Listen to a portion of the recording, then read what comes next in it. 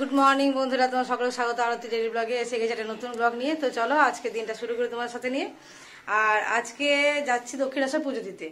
আজ হচ্ছে আমাদের দ্বিতীয় দিন কলকাতাতে। তো ছেলে এখনো ঘুমোচ্ছে, কাকিমারাও ঘুমোচ্ছিল। আমি কাকিমাদেরকে ডেকে দিয়েছি। আমি কিন্তু সকালবেলা অনেকক্ষণ উঠে গেছি। আমি উঠেছি প্রায় 5:30টার আগেই উঠে গেছি। 5:30টার আগেই উঠেছি, কিন্তু আমি একটু শুয়েছিলাম। তারপরে দেখলাম যে না, 5:45টার দিকে কমপ্লিটলি উঠে গেছি। 15 মিনিটের দিকে একটু করে তারপরে কাকিমাদেরকে ডেকে দিলাম। আর এখন দেখো চুলটুল আজরে রেডি। আমি এখন যাবো স্নান করতে। স্নানটা সেরে নিই, স্নান করে রেডি হয়ে চট করে বেরিয়ে যাবো। কারণ দক্ষিণেশ্বরে না একটু হয়ে যায়, লাইন পড়ে যাবে তো ঠাকুরের পুজো। তো তখন গেট পড়ে গেলে, মায়ের ভোগের টাইম হয়ে গেলে তখন আবার দেরি হয়ে যাবে, 3টে পর্যন্ত ওয়েট করতে হবে। তো সেই জন্য তাড়াতাড়ি যাওয়া। তো চলো এবার বেরোবো। তার আগে তোমার সাথে অবশ্যই কথা বলবো, তার আগে রেডিটা হয়ে যায়। আমরা রেডি হয়ে গেছি, এখন বেরোচ্ছি দক্ষিণেশ্বরের জন্য। স্নান টান করে একদম কমপ্লিটলি রেডি। তো চলো এবার চট করে বেরিয়ে যাই, রাস্তায় আবার কথা হবে তোমার সাথে। এখানে ডোনাও রেডি হয়ে গেছে। ডোনা রেডি তো? হ্যাঁ, সবাই রেডি। আমরা চট করে বেরোবো।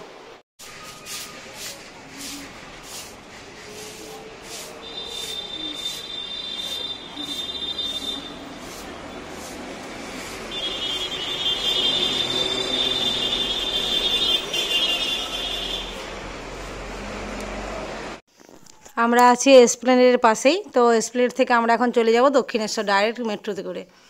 এইটা দক্ষিণেশ্বর পর্যন্ত মেট্রো হয়ে খুব সুবিধা হয়েছে, সোজা ওখানে গিয়ে নামবো। আমরা মেট্রোতে উঠে পড়েছি আর এখন যাচ্ছি দক্ষিণেশ্বর। তো খুব ভালো লাগছে, সবাই মিলে যাচ্ছি বেশ আনন্দ করে। আর মেয়েটা থাকলে আরও ভালো হতো। কর্তার তো সম্ভব ছিল না যাওয়া, ওর অনেক কাজ ছিল। কিন্তু মেয়েটারও সামনে এক্সাম, ওই জন্য ওকে আনতে পারিনি। এখন বারে বারে ওর কথাই হচ্ছে যে ও যখন একটু ছোটো ছিল তখনই গেছিলাম, আসুক, ওকে নিয়ে আবার আসবো। তো দেখো দক্ষিণেশ্বরের যে আমরা মেট্রো স্টেশন, সেখানে নেমে গেছি। আর এখানে দুপাশে এত দোকান করেছে। আমি এটা আগে এসেছি, অনেকবার এসেছি, গাড়িতে করে এসেছি, মেট্রোতে আসিনি একবারও। তো মেট্রোতে এই প্রথমবার এলাম। এখানে দেখতেই পাচ্ছ কীরকম চারিদিকে দোকানগুলো হয়েছে। একদম এখান থেকেই বলছে দোকানগুলো একদম ফুলের পুজোর যা কিছু সব কিছু এখান থেকে নেওয়ার জন্য বলছে। এগুলো দেখে আমি অবাক হয়ে গেলাম, বাবা এখানে এত দোকান প্রচুর। কেউ চাইলে এখান থেকে নিতে পারো, কিন্তু এখান থেকে আমরা নিই নি। এখান থেকে হলে দূরত্বটা একটু বেশি আছে। এখান থেকে যেহেতু মন্দিরের দূরত্ব একটু বেশি, ওই জন্য মন্দিরের কাছে গিয়েই নেবো। কারণ জুতো খুলে যখন নিয়ে যাবো, জুতোটার জন্য আবার এতটা আসতে হবে। আর আমি ওপাশ থেকে আদ্যাপীঠও যেতে পারবো, তাই এখান থেকে আর নিলাম না। তো আমরা একদম মন্দিরের গায়ের থেকেই নিচ্ছি বাজারটা।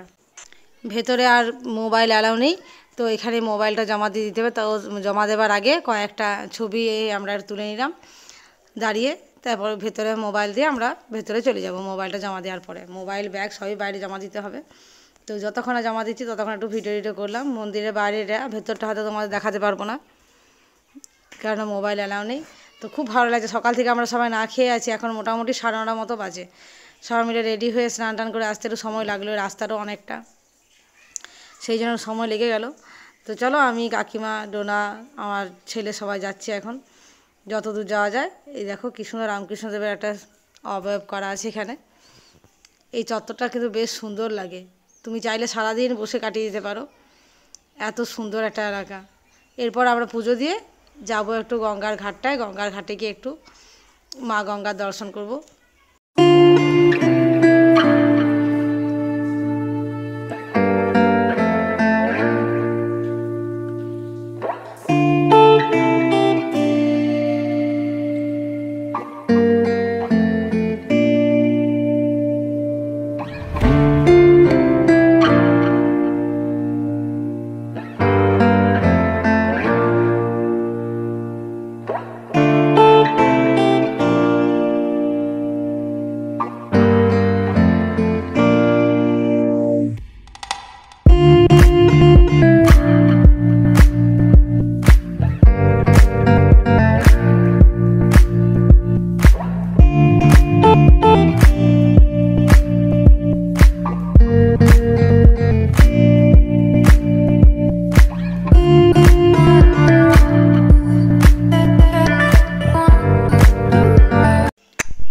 গঙ্গাতে অনেকে প্রণাম করার সময় কয়েন টয়েন ফেলে।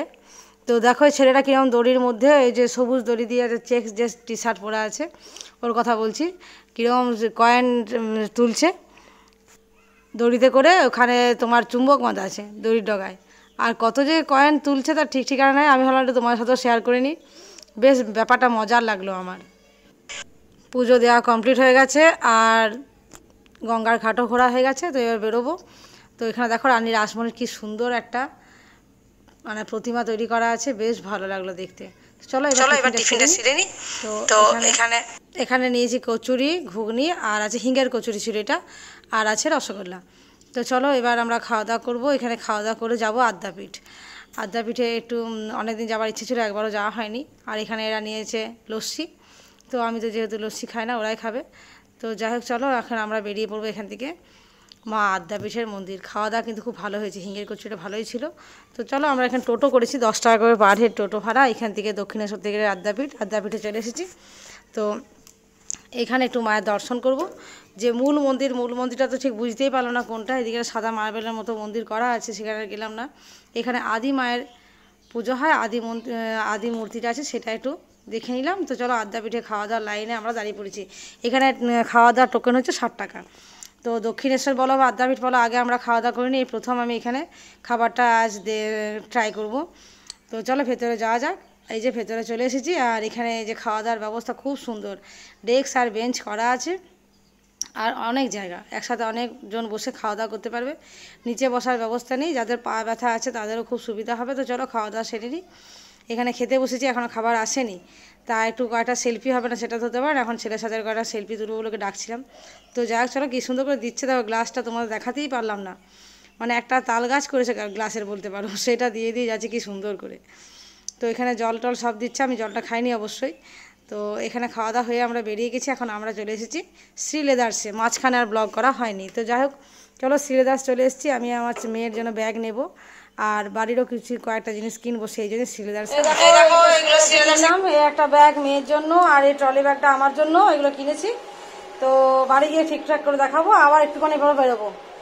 এক্ষুনি এগুলো রাখতে, এত লাগেজ নিয়ে হাঁটা যাচ্ছিল না, এগুলো রাখতে এসেছি, এক্ষুনি আবার বেরোবো। এখন চলছে কাকিমার মার্কেটিং। তো আমরা তো বাড়ির সমস্ত লাগেজ রেখে দিয়ে এসেছি, আর একবার বেরোলাম সাথে সাথে। এটা একটা খুব সুবিধা হয়েছে আমার থাকার, যেহেতু মার্কেটের সামনে আছি, খুব সুবিধা হয়েছে।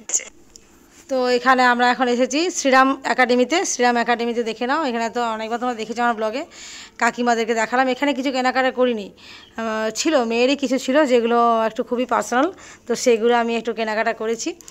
আর এখান থেকে আমি এবার যাব একটু খাওয়া দাওয়া করতে, অনেক রাত হয়ে যায়, ঠিকঠাক করে খাওয়া দাওয়া হয়নি। সেই মন্দিরে খাওয়ার পরে বাজার ঘুরলে না আমার ঠিক খাওয়াটা হয় না, যে তখন মনে হয় যেন চারিদিকে দেখছি, বাজার করছি, এরকমভাবে আমার সময়টা পেরিয়ে যায়, আমি একদম মানে খাওয়ার কথা মাথা থেকে বেরিয়েই যায়। তো যাই হোক চলো, আজকে বিরিয়ানি তো খেতেই হবে, অনেকদিন থেকে এসে দেখছি আমিনিয়াটা একদম হোটেলের পাশে, তো বিরিয়ানি তো খাবোই। আর এখানে চলে এসেছি রীতিমতো, এই যে এরা সব মেনু কার্ড দেখছে, মেনু কার্ড দেখে লাভ নেই, বিরিয়ানি অর্ডার দিয়েছি। আর চলো বিরিয়ানি খেতে খেতে আজকের ব্লগটা এখানে শেষ করে দিই। যদি ভালো লেগে থাকে অবশ্যই সাবস্ক্রাইব করে দেবে, আর যারা এখনও সাবস্ক্রাইব করেনি প্লিজ রিকোয়েস্ট করে সাবস্ক্রাইব করে দাও, পাশে থেকো। Good night.